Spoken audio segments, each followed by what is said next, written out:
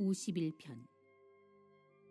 하나님이여, 주의 인자를 따라 내게 은혜를 베푸시며 주의 많은 긍휼을 따라 내 죄악을 지워 주소서. 나의 죄악을 말갛게 씻으시며 나의 죄를 깨끗이 제하소서. 무릇 나는 내 죄과를 아오니 내 죄가 항상 내 앞에 있나이다. 내가 주께만 범죄하여 주의 목전에 악을 행하였사오니 주께서 말씀하실 때에 의로우시다 하고 주께서 심판하실 때에 순전하시다 하리이다. 내가 죄악 중에서 출생하였으며 어머니가 죄 중에서 나를 잉태하였나이다. 보소서, 주께서는 중심이 진실함을 원하시오니 내게 지혜를 은밀히 가르치시리이다. 우슬초로 나를 정결하게 하소서. 내가 정하리이다. 나의 죄를 씻어주소서. 내가 눈보다 희리이다. 내게 즐겁고 기쁜 소리를 들려주시사 주께서 꺾으신 뼈들도 즐거워하게 하소서. 주의 얼굴을 내 죄에서 돌이키시고 내 모든 죄악을 지워주소서. 하나님이여, 내 속에 정한 마음을 창조하시고 내 안에 정직한 영을 새롭게 하소서. 나를 주 앞에서 쫓아내지 마시며 주의 성령을 내게서 거두지 마소서. 주의 구원의 즐거움을 내게 회복시켜 주시고 자원하는 심령을 주사 나를 붙드소서. 그리하면 내가 범죄자에게 주의 도를 가르치리니 죄인들이 주께 돌아오리이다. 하나님이여, 나의 구원의 하나님이여, 피 흘린 죄에서 나를 건지소서. 내 혀가 주의 의를 높이 노래하리이다. 주여, 내 입술을 열어주소서. 내 입이 주를 찬송하여 전파하리이다. 주께서는 제사를 기뻐하지 아니하시나니 그렇지 아니하면 내가 드렸을 것이라. 주는 번제를 기뻐하지 아니하시나이다.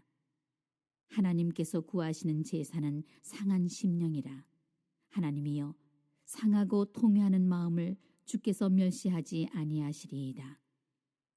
주의 은택으로 시온의 선을 행하시고 예루살렘 성을 쌓으소서. 그때에 주께서 의로운 제사와 번제와 온전한 번제를 기뻐하시리니 그때에 그들이 수소를 주의 제단에 드리리이다. 네, 오늘 이제 시편 51편 말씀입니다. 시편 51편은 시편에 나오는 이런 참회 시들이 여러 편인데 그 중에서도 가장 이제 꽃이라고 할 수 있는 가장 하이라이트 시다 이렇게 볼 수가 있습니다. 먼저 이제 표제를 보면은 배경이 정확하게 나와 있죠. 한번 읽어보겠습니다. 시작. 다윗의 시 인도자를 따라 부르는 노래. 다윗이 밧세바와 동침한 후 선지자 나단이 그에게 왔을 때, 정확하게 언제 이 시가 쓰여졌는지 그 배경이 쭉 나옵니다.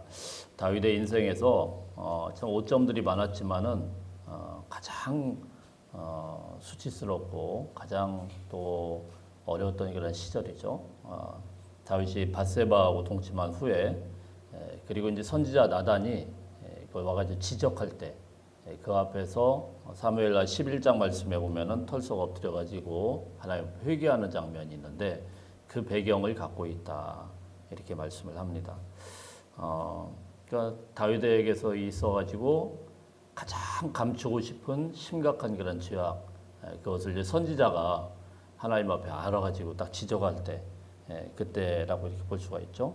이스라엘 군대가 전쟁터에 나가서 싸우는데 다윗은 이제 감상하면서 왕궁 위를 막 거닐고 있었고, 어느 날 이 왕궁 옥상을 거닐다가 멀찌감치 보이는 이 밧세바라는 여인을 목욕하는 여인을 품고 그리고 불러들여 가지고 간음을 하고 심지어 그걸 감추기 위해서 우리아를 또 살벌한 전쟁터에 집어넣어 가지고 살인까지 저지르고 자 이래서 모든 것들을 인간편에서 보면은 다 이제 덮어버린 겁니다. 사람들은 그리고 이제 우리아를 데려다 아내로 삼으니까 야 우리 다윗 왕은 참 인덕이 많으신 사람이다. 자기의 충신 아내를 갖다가 저렇게 품어가지고 또 데려다가 또 자기 아내로 삼아서 이렇게 참 충신을 사랑했구나 이렇게 넘어갈 수 있었지만 하나님은 그냥 넘어가질 않았죠. 그래서 사무엘하 11장 마지막 절에서는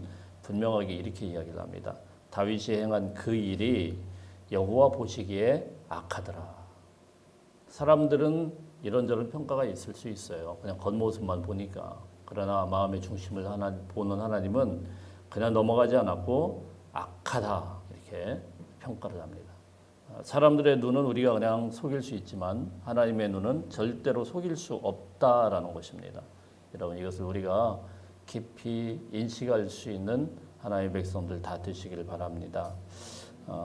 자 그럼에도 불구하고 이 다윗은요 한동안에 왕으로 직무를 잘 수행하고 있었어요. 자신이 저지른 끔찍한 범죄를 있음에도 불구하고 양심에 분명히 찔렸을 텐데 겉으로는 전혀 문제가 없었습니다. 백성들도 재판하고 신하들의 보고를 받고 전쟁에서도 승리하고 다윗의 왕국은 승승장구하고 아무 문제가 없었습니다. 백성들 막 칭송을 막 받고 있었어요. 그러나 그의 영혼은 병들어가고 있었다라는 사실입니다. 그래서 시편 32편의 말씀에 보면은 거기도 이제 대표적인 회개시죠. 거기에 보면은 살펴봤습니다만은 다윗이 뭐라고 고백을 하냐면은 그 당시의 고통에 대해서 내가 입을 열지 아니할 때 종일 신음함으로 내 뼈가 쇠하였도다 이렇게 고백합니다. 하나님 앞에서 빨리 고백하고 회개하고 청산해야 되는데 그 마음에 이 죄악을 품고 계속 가니까 종일 신음이 나오고 뼈가 쇠하는 것 같은 뼈가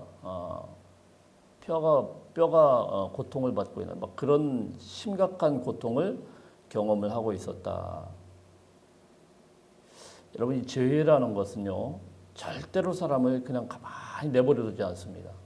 죄를 품는 순간 그 죄가 끌고 가는 그 자리는 정말 우리가 상상도 못할 끔찍한 고통에 하나님의 백성들이 시달릴 수밖에 없어요.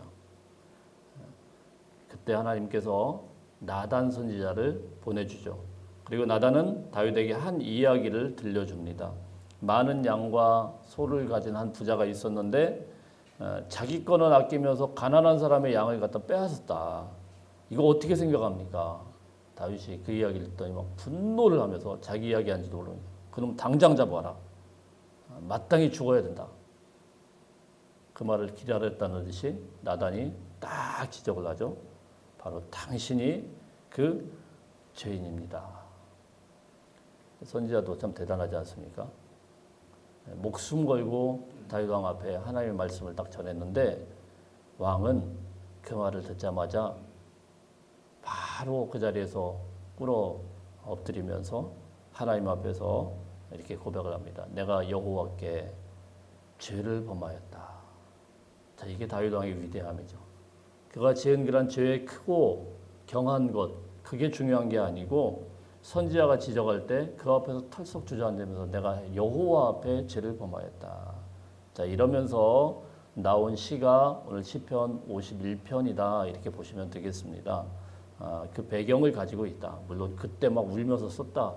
이건 좀 억측이지만 그 배경을 가지고 이 다윗이 이 시를 적었구나. 그럼 어떤 마음이었느냐? 우리 1절 보겠습니다. 1절 시작. 하나님이여 주의 인자를 따라 내게 은혜를 베푸시며 주의 많은 긍휼을 따라 내 죄악을 지워 주소서.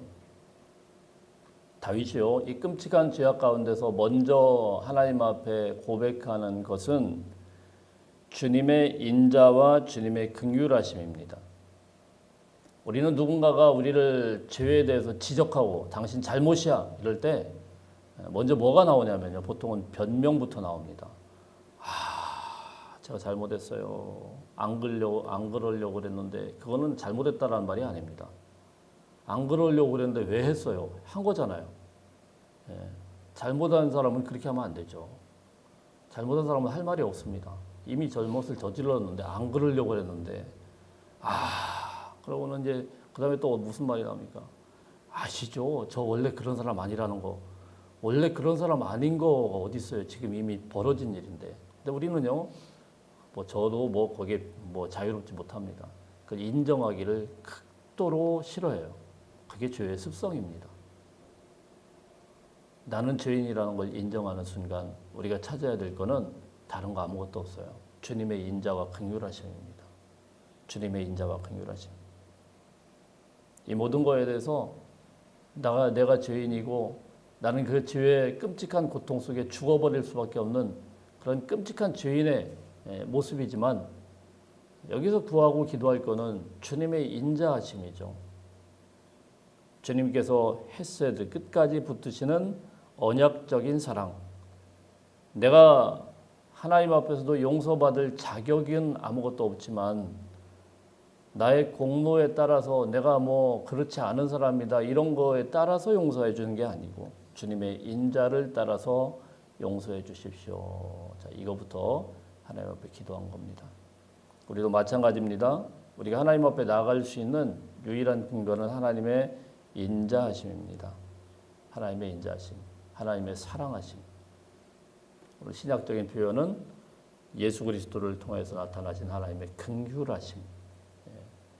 하나님의 그 긍휼하심으로 우리의 죄과를 덮어버리고 도말하셨기 때문에 우리가 하나님 앞에 나갈 수 있는 것이죠. 다윗이 이것을 하나님 앞에 구하고 있습니다. 하나님, 주님의 인자를 따라서 내게 은혜를 베푸소서. 주의 많은 긍휼을 따라서 내 죄악을 지워 주소서. 자, 두 번째 2절에서 다윗은 이렇게 기도하죠. 2절 시작. 나의 죄악을 말같게 씻으시며 나의 죄를 깨끗이 제하소서. 씻다라는 말은 깊이 젖어든 그런 빨래를 비누로 열심히 이렇게 씻어내는 그런 장면을 보시면 되겠습니다. 자기의 죄가 절대로 가볍지 않다라고 고백을 합니다. 이것을 찌들어버린 완전히 다 이제 베어버린 이 죄를 하나님께서 깨끗하게 제해 주셔야 된다.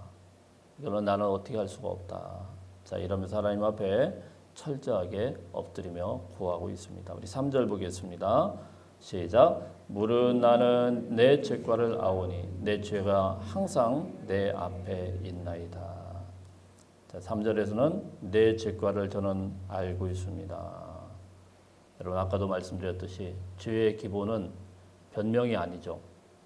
나 원래 안 그러려고 했는데 이게 아니고 내가 죄인입니다 라는 것을 고백하는 겁니다. 내 죄과를 내가 얼마나 큰 죄를 저질렀는지 나는 잘 알고 있습니다. 내 죄가 항상 내 앞에 있습니다. 내 앞에서 이 죄 때문에 어떻게 할 수 없는 이 죄의 무게 때문에 저는 어찌할 수 없는 그런 삶을 살고 있습니다. 4절 보겠습니다. 4절 시작. 내가 주께만 범죄하여 주의 목전에 악을 행하여 사오니. 자, 여기까지요. 주께만 범죄하여. 자, 이제 쭉 내가 범죄자라고 이야기했는데 4절에서 이제 최종 결론입니다. 뭐죠? 내가 주께만 범죄하여. 얼핏 들으면은 뭐 좀 이상한 인간이네.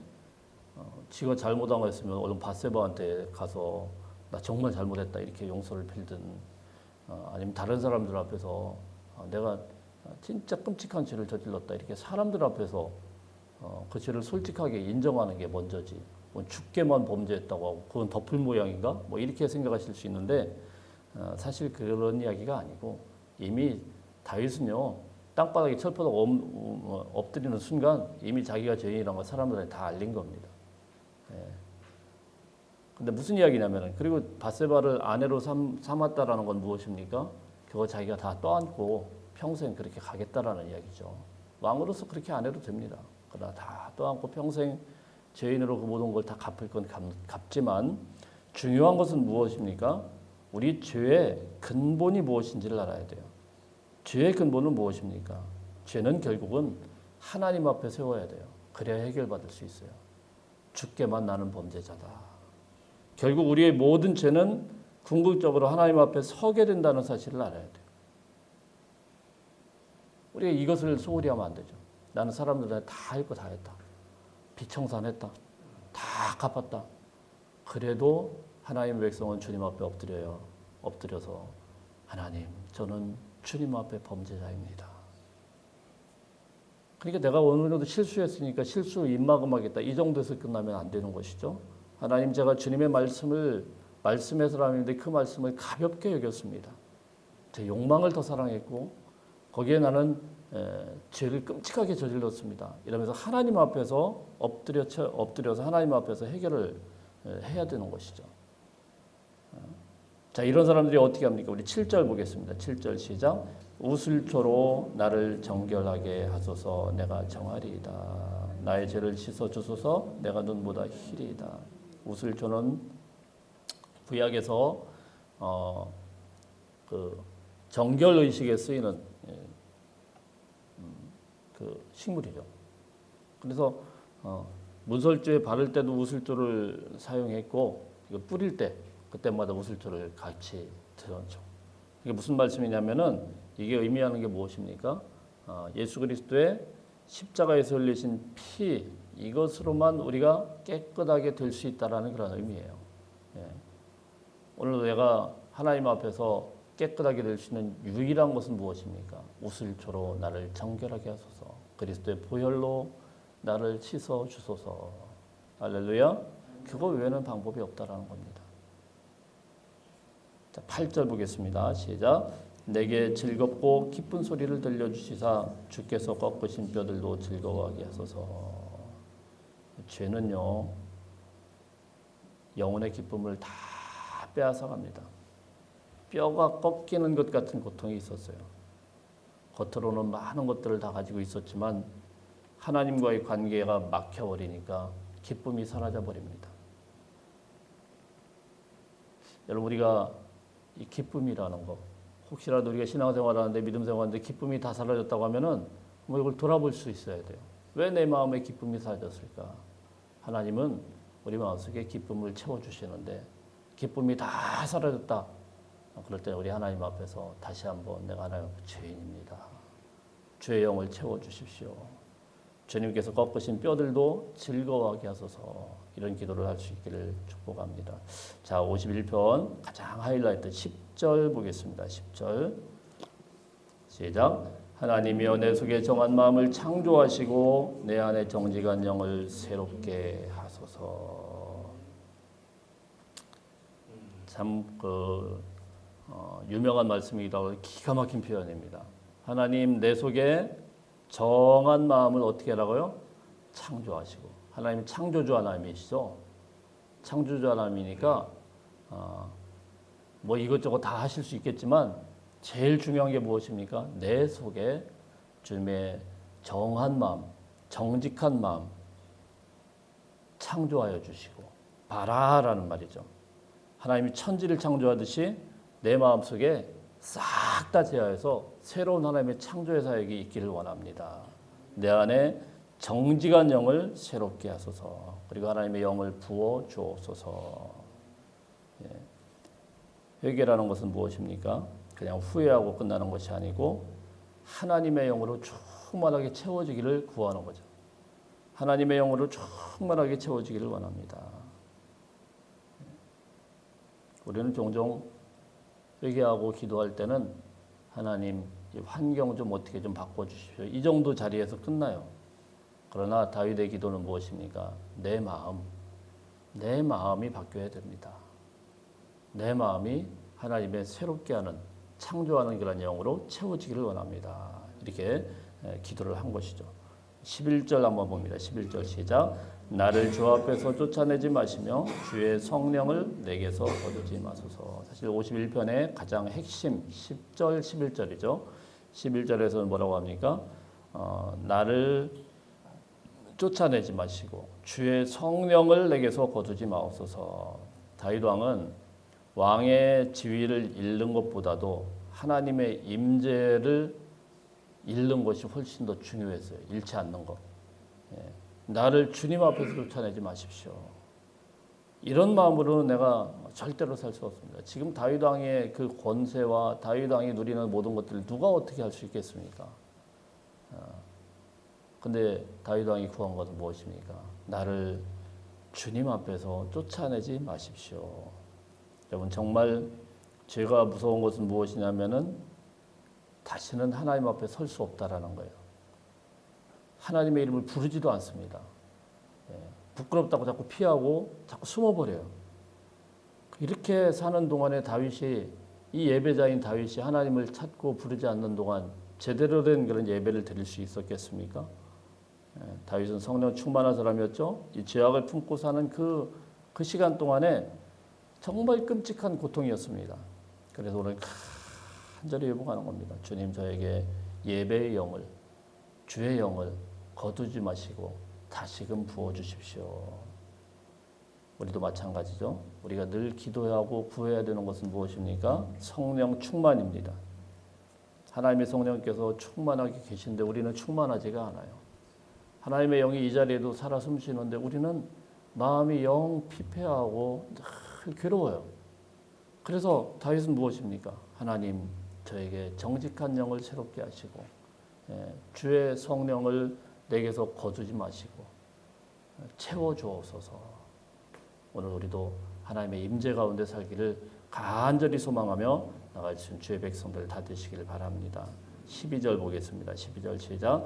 주의 구원의 즐거움을 내게 회복시켜주고 자원하는 심령을 주사 나를 붙드소서. 죄는 기쁨을 뺏었습니다.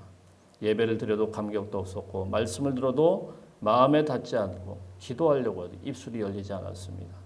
다윗은 즐거움을 회복시켜달라고 자원하는 심령을 달라고 기도합니다. 그리고 뭐라고 합니까? 나를 붙드소서. 나는 믿을 수 있는 존재가 아니에요. 내 결심은 항상 무너져요. 그러니까 우리 하나님께서 나를 붙들어 주옵소서. 여러분 이 기도를 우리가 하나님 앞에 오늘 이 아침에 올려드릴 수 있는 저와 여러분들 다 되시길 바랍니다. 13절 시작. 그리하면 내가 범죄자에게 주의 도를 가르치리니 죄인들이 주께 돌아오리다.